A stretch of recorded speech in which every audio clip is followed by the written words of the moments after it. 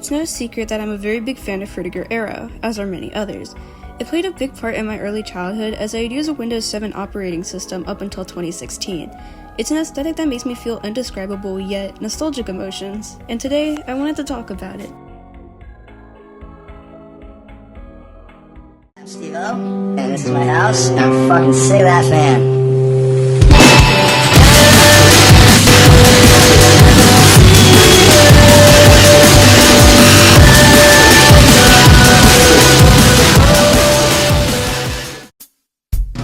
So what is Frutiger Aero? Frutiger Aero is a term that was coined by Sophie Lee, who is a visual artist, in 2017.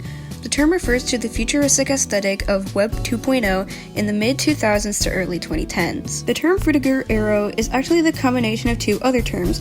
Frutiger refers to the Frutiger text font family, while Aero refers to the Windows Aero theme that was introduced with Windows Vista. Some key components of Frutiger Aero include the emphasis of nature, such as plants, tropical fish, butterflies, clouds, water and/or oceans, and bubbles. Other things that were emphasized include the Aero glass as mentioned from Windows Vista and even Windows 7, vibrant colors, abstract technology, lens flare, and sometimes even people.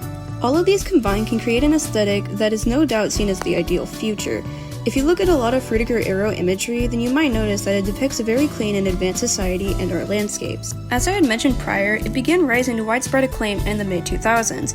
Not only was the aesthetic very prominent in the early stages of the internet, but it was also very prominent in the real world with advertisements featuring the aesthetic, as well as many interior designs doing so as well. Needless to say, this was the aesthetic that was beginning to shape the future. Or was it?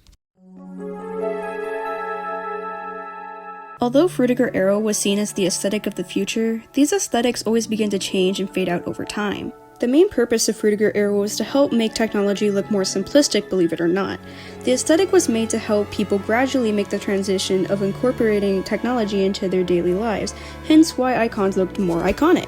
If you look at the older icons of an iOS device, you might notice a few things. The icons look more similar to their real-life counterparts, the old Instagram logo being a great example of this. Making the icons look closer to what they're supposed to represent helped people navigate their devices better.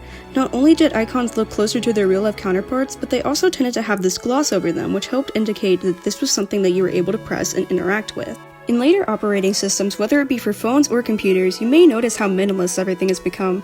Many icons are simple flat vectors now, a direct contrast to older icons that had depth to them. The only reasoning that I have for this is that over time, companies decided to become more minimalist, as most people by 2013 had a good idea of how to operate technology in their products.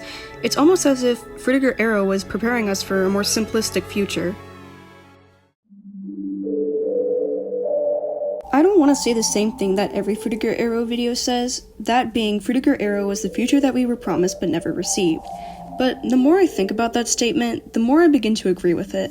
Although it's been nearly a decade since Frutiger Aero began to fade into obscurity, I can't help but feel bittersweet with how fast it came and went. It might be the nostalgia talking, but I genuinely wish that Frutiger Aero was our real future. Something about Frutiger Aero imagery just reminds me of a simpler time, and it hurts that no matter how hard we may try, that we can't go back. Even if that's the case, we can still reminisce and remember what it was like to be a kid during the age of Frutiger Aero.